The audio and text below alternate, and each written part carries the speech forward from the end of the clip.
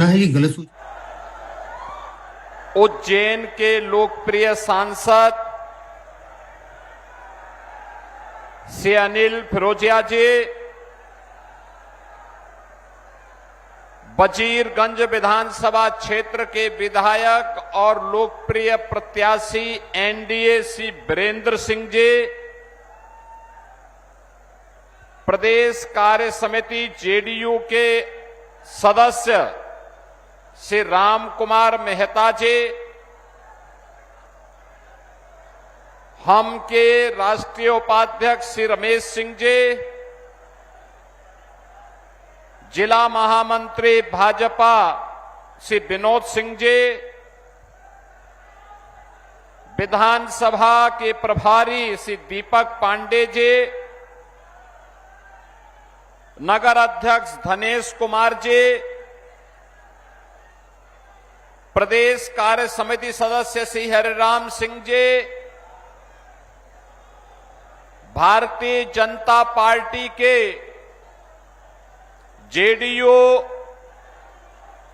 के, एलजेपी के, हम के और एनडीए के हमारे सभी सहयोगी दलों के सभी पदाधिकारी और वजीरगंज के आज की इस चुनावी सभा में भारी संख्या में उपस्थित मेरे सभी बहनों और भाइयों, ये मेरा सौभाग्य है कि मुझे गया जनपद की इस विधानसभा क्षेत्र में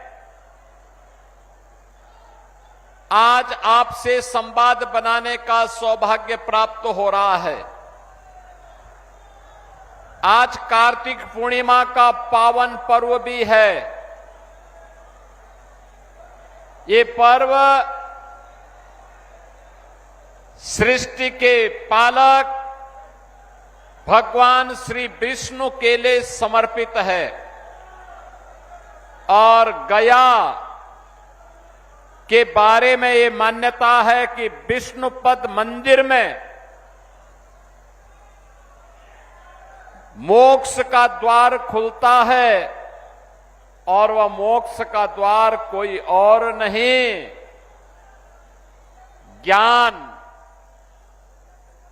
मुक्ति और अध्यात्म की यह पावन धरा ही है गया, जहां पर ज्ञान का भी, मुक्ति का भी और अध्यात्म का भी मार्ग खुलता है। ऐसी पावन धरा को मैं कोटि कोटि नमन करते हुए आप सभी का अभिनंदन करता हूं। बहनों और भाइयों, इसी गया ने महात्मा बुद्ध को ज्ञान प्रदान किया था और यही धरती है जहां से आचार्य चाणक्य ने भारत के स्वर्ण युग की शुभारंभ किया था, चंद्रगुप्त मौर्य को अखंड भारत का सम्राट बना करके। आज उसी धरा पर नमन करने का मुझे सौभाग्य प्राप्त हो रहा है। बहनों और भाइयों,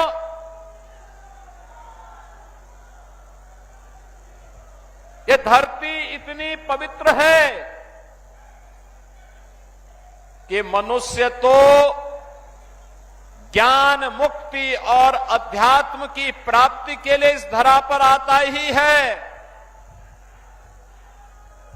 सनातन धर्म की हमारी परंपरा है कि स्वर्ग लोक के पितर भी इसी धरती पर आकर के तृप्त होते हैं और इसलिए इस धरती को कोटि कोटि नमन करता हूं। आप सभी को कार्तिक पूर्णिमा की बधाई देता हूं।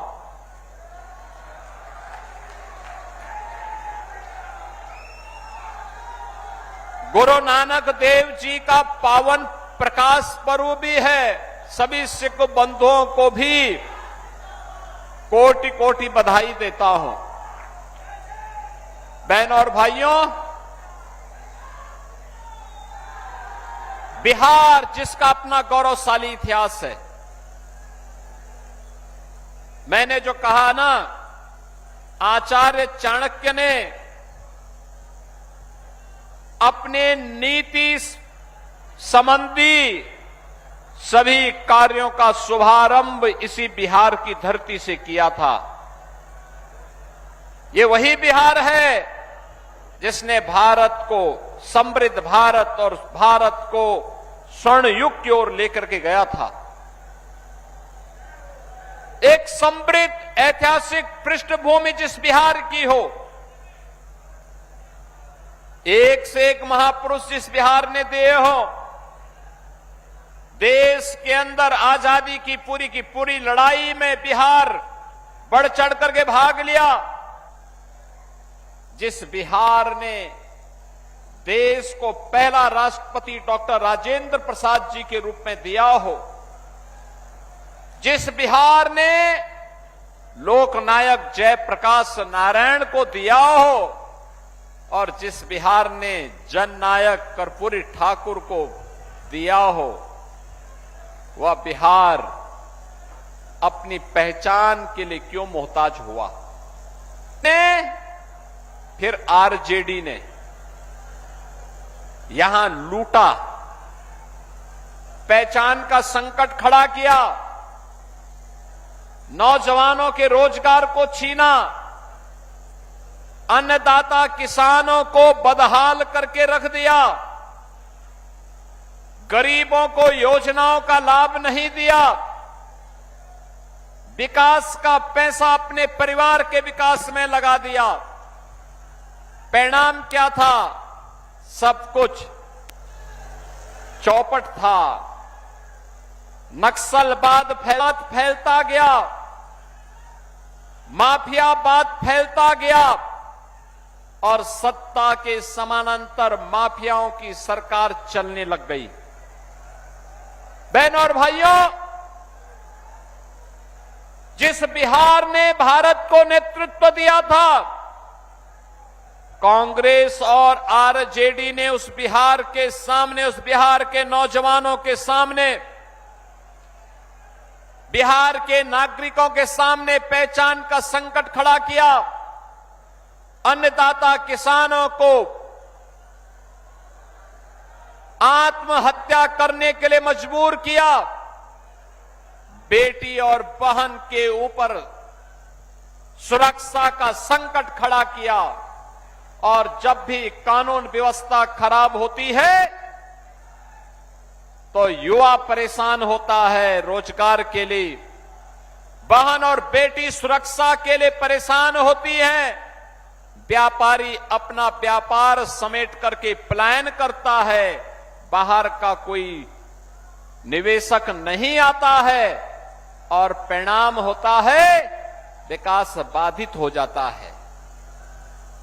बहनों और भाइयों, आज जब प्रातः में गया के लिए लखनऊ से चल रहा था, वहां पर मैंने एक कार्यक्रम किया।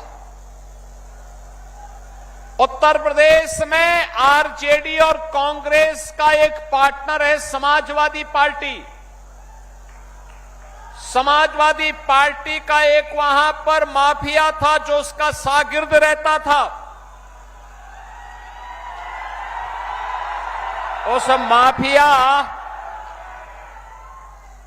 उस माफिया ने लखनऊ में समाजवादी पार्टी की सरकार के समय एक नहीं, गरीबों की जमीन पर और सरकारी जमीन पर 4 किले नुमे मकान बना डाले थे। हमारी सरकार आई, मैंने पूछा, भाई ये 4 किले नुमा बड़े बड़े बंगले किसने बनाए हैं? तो लोगों ने कहा कि फलाने ने। मैंने कहा भाई ये तो कुख्यात माफिया है। लोगों ने कहा हाँ। तो मैंने कहा फिर बुलडोजर की कार्रवाई हो जाए ना। और बहनों और भाइयों, आज मुझे बताते हुए प्रसन्नता है, हमने उस जमीन को पहले प्लेन किया और फिर उसी जमीन पर गरीबों के लिए आसियाना हाई राइज बिल्डिंग बना करके, ऊंची बिल्डिंग बना करके गरीबों के आवास बना दिए गए।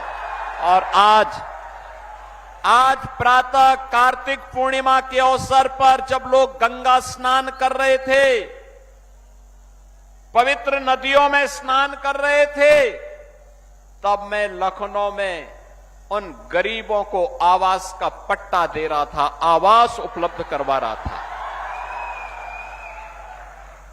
बहनों और भाइयों, जो काम उत्तर प्रदेश में समाजवादी पार्टी करती थी, कमोबेश वही काम कांग्रेस और आरजेडी के लोग बिहार में करते थे।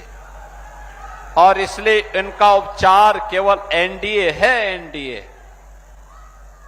याद करिए ना, ये लोग आपको लड़ाते थे, या आपको लड़ाते थे जाति के नाम पर। जाति सेना खड़ी खड़ी करके इन्होंने पूरे बिहार को पहचान के संकट के दौर से गुजारा था। बहनों और भाइयों, जब भी बटेंगे तो इनको तो, ये जो समाजवादी पार्टी है ना, ये आरजेडी की पार्टनर है, कांग्रेस की पार्टनर है यूपी में। इन लोगों को परेशानी होती है कि बीजेपी की डबल इंजन की सरकार नाम क्यों बदल देती है। हमने कभी नाम इसलिए बदल देते हैं जिसके नाम के अनुरूप काम किया जा सके। जैसे फैजाबाद का नाम हमने अयोध्या किया, क्योंकि अयोध्या ही वास्तविक नाम था। हमारा पौराणिक नाम अयोध्या था। भगवान राम का जन्म अयोध्या में हुआ था। फैजाबाद तो विदेशी आक्रांताओं का प्रतीक था। गंगा यमुना का जहां संगम होता है उसका नाम प्रयागराज था। मुगल काल में इलाहाबाद कर दिया, हमने फिर से पलट करके प्रयागराज कर दिया। समाजवादी पार्टी को इसमें भी परेशानी है, कहती अयोध्या नाम क्यों कर दिया, प्रयागराज नाम क्यों कर दिया। और यहां पर कांग्रेस को परेशानी होगी कि कहीं वीरेंद्र सिंह जी वजीरगंज का नाम न बदल दे। बहनों और भाइयों, अगर हमें आगे बढ़ना है तो विरासत का भी सम्मान करना पड़ेगा, अपनी विरासत को सम्मान कर देना पड़ेगा। अपने पूर्वजों के गौरव पर गौरव की अनुभूति करनी होगी। और यही कारण है भारत का हर सच्चा भारतीय राम को अपना पूर्वज मानता है। याद करिए ना, कांग्रेस, सपा, आरजेडी जब राम मंदिर का विरोध कर रही थी तब भी राम भक्त एक ही नारा लगाते थे, राम लला हम आएंगे मंदिर, लाठी गोली खाएंगे, यही नारा लगता था। कांग्रेस ने सुप्रीम कोर्ट में क्या कहा राम हुए ही नहीं, यानी जैसे कांग्रेस का ही खानदान पैदा हुआ है, बाकी और हुए ही नहीं। बहनों और भाइयों, ये लोग राम को नकारते हैं, कृष्ण को नकारते हैं, भगवान विष्णु को नकारने लग जाएंगे, ये हिंदुओं को भी नकार देंगे। इसलिए जब वो हमको नकारेंगे तो हमें भी इनको नकार देना चाहिए।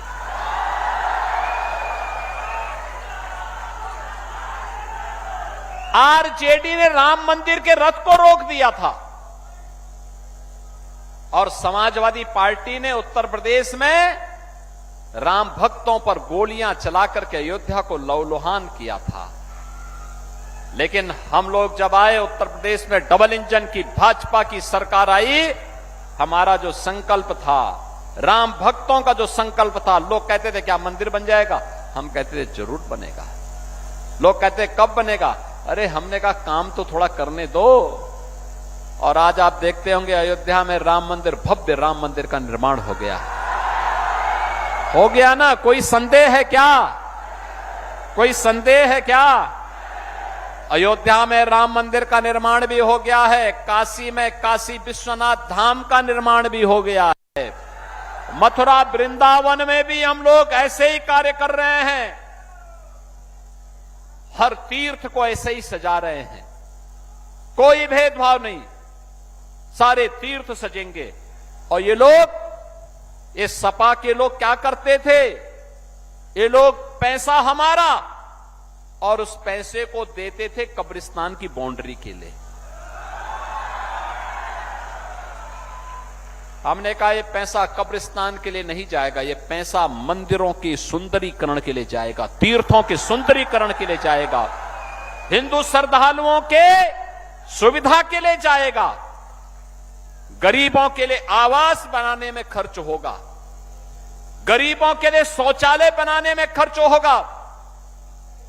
बहन और भाइयों, क्या नहीं हो सकता? करने की इच्छा शक्ति होनी चाहिए। आप याद करिए, मोदी जी ने 11 वर्ष में कैसे भारत का कायाकल्प करके रख दिया है।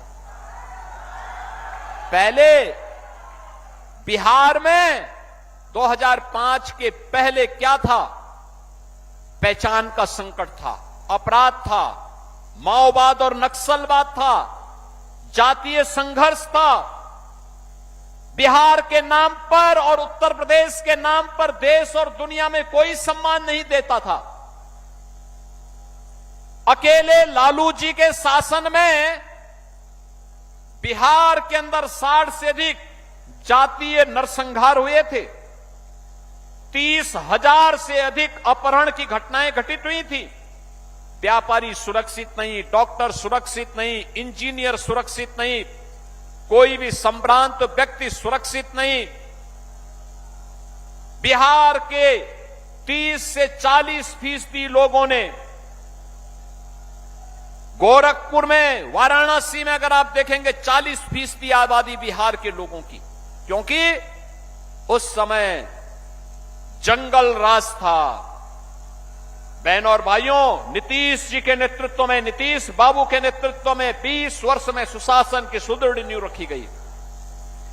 मोदी जी ने पिछले 11 वर्ष में विकास के जो कार्य किए, आज बिहार के अंदर रोड की कनेक्टिविटी है, रेल की कनेक्टिविटी है, एयर कनेक्टिविटी है, और अब तो वाटर वे की कनेक्टिविटी भी बिहार से होते हुए उत्तर प्रदेश को जोड़ रही है।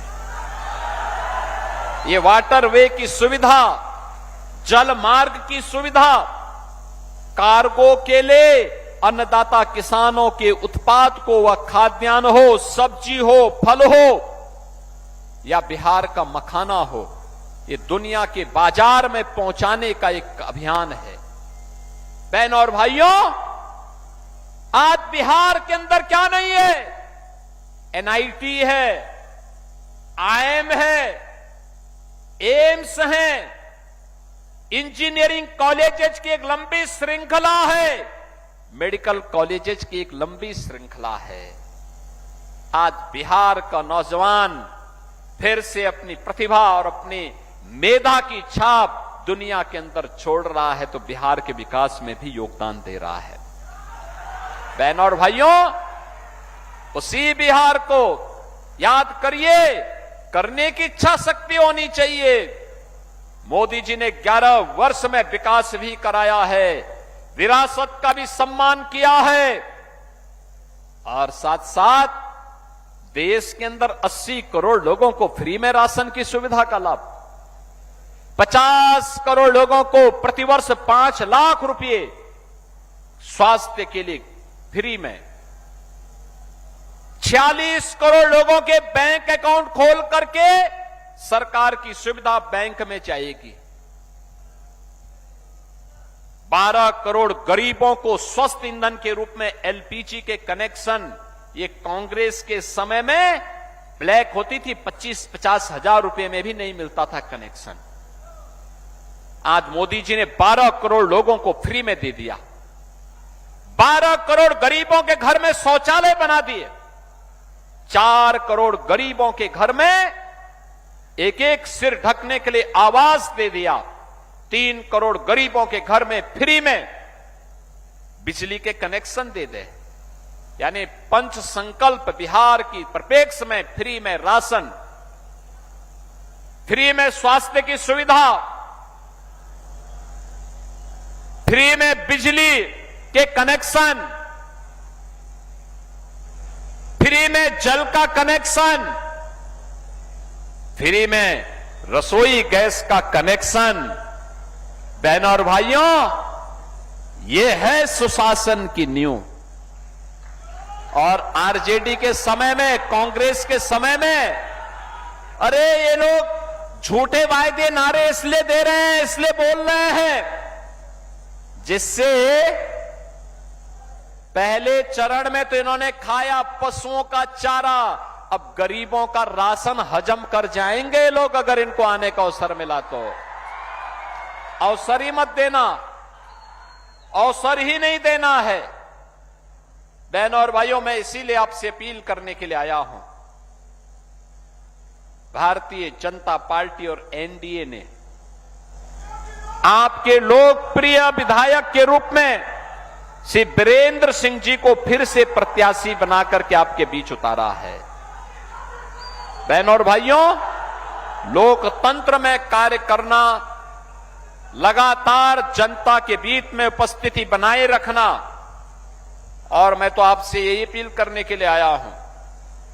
याद करना, कांग्रेस कितनी भी बड़ी घोषणा करे, आरजेडी कोई भी घोषणा करे, कभी विश्वास मत करना, कभी विश्वास मत करना है।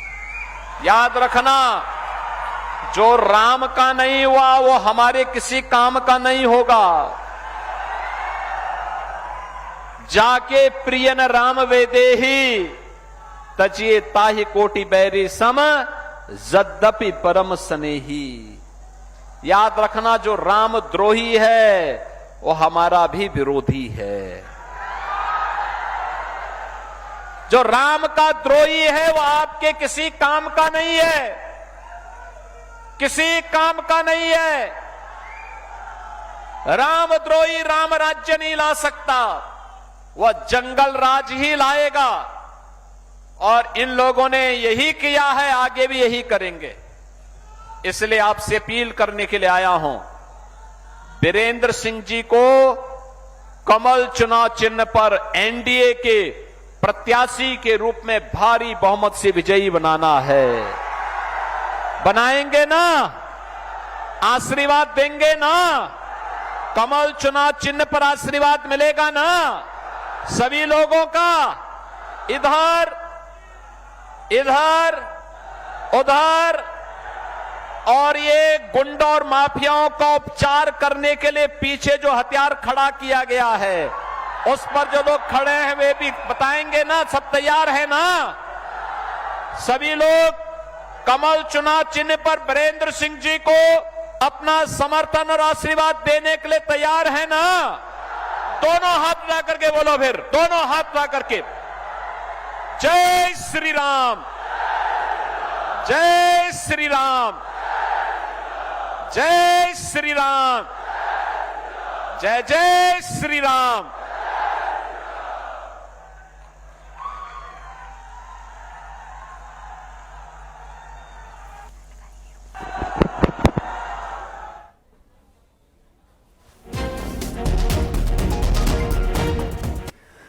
योगी सरकार माफियाओं पर शिकंजा कसकर उनके कब्जे वाली जमीनों को मुक्त कराकर गरीबों के लिए घर बना रही है। और इसी कड़ी में मुख्यमंत्री योगी ने राजधानी लखनऊ में माफिया मुख्तार अंसारी के कब्जे से खाली कराई गई जमीन पर बने फ्लैट्स की चाबी लाभार्थियों को सौंपी। एलडीए ने सरदार वल्लभ भाई पटेल आवासीय योजना के तहत इन ईडब्ल्यूएस फ्लैट्स का निर्माण कराया है। 8.5 वर्ष में बिना रुके, बिना डिगे, बिना झुके अनवरत रूप से ये कार्रवाई चली है और मैं उन लोगों से जो अब भी इन माफियाओं के साथ सहानुभूति रखते हैं, उन सब से कहूंगा कि वे अपने पैरों पर कुल्हाड़ी मार रहे हैं। अपने संगठन, अपनी संस्थाओं की अपूर्णीय क्षति कर रहे हैं। लखनऊ में जिन लोगों को ये फ्लैट्स मिले हैं, उन्होंने घर मिलने पर खुशी जताई और योगी सरकार को धन्यवाद दिया। परिवारों से, दादी ये बताइए कि आप दिव्यांग हैं, अब ये जो मुख्यमंत्री जी ने अब तो घर दे दिया आपको। हाँ, बहुत बढ़िया। घर नहीं रहा तो दादी सरकार बड़ी उम्मीद के हुआ यही ता के सरकार सब दिन बने रहा, खूब गरीबन का सहायता दे महाराज। उनके चरण गिर गया कहा एकदम से योगी जी का गरीबों को जो गरीबन का महाराज यही ता सब दिन सुनन की सरकार है। अच्छा तो दादा आप हैं या आपकी कौन है? बेटा हूं मैं इनका। आप बेटे हैं? हम गरीबों का सपना साकार किया, कभी घर की उम्मीद नहीं थी। माननीय मुख्यमंत्री जी ने माफियाओं के उससे मुक्त करा करके भूमि को, गरीबों को घर बनाया, फिर सबको दिया। बहुत अच्छा काम है उनको। हम दिल से कह रहे हैं कि प्रधानमंत्री बने वो आगे चल करके। जी सर, हमें बहुत खुशी थी कि हमें घर मिला। कभी हम सोचे नहीं थे कि लखनऊ में हमारा घर होगा और बिटिया हमारे यहाँ पढ़ेंगे। योगी जी का बहुत बड़ा योगदान रहा, तो तहे दिल से धन्यवाद। घर वो भी लखनऊ में, और ऐसी जगह पे जहाँ से सीएम आवास थोड़ी दूर पे है और डीजीपी आवास पीछे है। इससे बढ़िया लोकेशन कहाँ मिलेगी? बहुत अच्छा। अच्छा, हाँ बहुत अच्छा। क्या कहेंगी? क्या कहेंगे, उनको दिल से धन्यवाद। कभी सोचे नहीं थे, कभी सोचे जी। एकदम प्राइम लोकेशन है और मतलब हमारे मुख्यमंत्री जी का बहुत बहुत दिल से आभार प्रकट कर रही हूँ। बहुत ज़्यादा आवश्यकता थी इस घर की, बहुत आवश्यकता थी और हमारा एक घर हो गया है। वैसे तो अभी तक तो था ही नहीं, पर बहुत बहुत बस धन्यवाद है मुख्यमंत्री जी का, बहुत बहुत धन्यवाद है। अच्छा ये बताइए कि आज जो आप लोगों के गृह प्रवेश का कार्यक्रम हुआ, उसमें भी उत्तर प्रदेश के मुख्यमंत्री मौजूद रहे। ये तो अब हमेशा इतिहास में दर्ज हो गया। नाती पोतों को बताओगे? जी जी बिल्कुल बताएंगे। उनके साथ कम से कम करीब से उनको देखा है और कभी उनको देख नहीं पाते, और साथ में घर भी मिला। दो गिफ्ट हो गए, दीपावली भी गिफ्ट हो गया है। सबसे बड़ा गिफ्ट हो गया ऐसा गिफ्ट। उनसे मिलना एक सपना था और वो सपना पूरा हो गया है और हमारा जो है दीपावली आज मन गई है, बहुत अच्छे से मन गई है और बस बहुत बहुत आभार है और राम जी की कृपा भी है। बहुत बहुत आभार है मुख्यमंत्री जी का। इस कार्यक्रम में पूर्व डीजीपी बृजलाल ने कहा, माफिया मुख्तार के आतंक की कहानी भी उन्होंने सुनाई। नवंबर 2005 में कृष्णानंद राय की हत्या की गई, जिसमें AK-47 का इस्तेमाल किया गया और करीब 500 राउंड फायरिंग हुई। 2004 में मुख्तार अंसारी अपने प्रतिद्वंदी तत्कालीन बीजेपी विधायक कृष्णानंद राय की हत्या करना चाहता था, जिसके पास एक बुलेट प्रूफ SUV थी। सामान्य हथियारों से उस कार को भेदना मुश्किल था, इसीलिए मुख्तार एक शक्तिशाली LMG भी खरीदना चाहता था। सुनिए माफिया मुख्तार की कहानी बीजेपी सांसद बृजलाल की जुबानी। मिनट फायर सबको मालूम हुआ कि लाइट मशीन गन लाई गई है वहां, और मुख्तार अंसारी ने कृष्णानंद राय जी की हत्या की और वो लाया था एक बाबूलाल यादव, कांस्टेबल था, फौज में था कश्मीर से। उसका मामा जो था मुन्नर यादव, जो उस माफिया का गनर रह चुका था। लाइट मशीन गन आधा किलोमीटर रेंज होती है, 550 राउंड पर मिनट फायर करती है। हमारे MDSP थे शैलेंद्र प्रताप सिंह, बनारस में तैनात थे। उन्होंने वो लाइट मशीन गन को कारतूसों सहित पकड़ लिया और उस समय पोटा का मुकदमा कायम हुआ।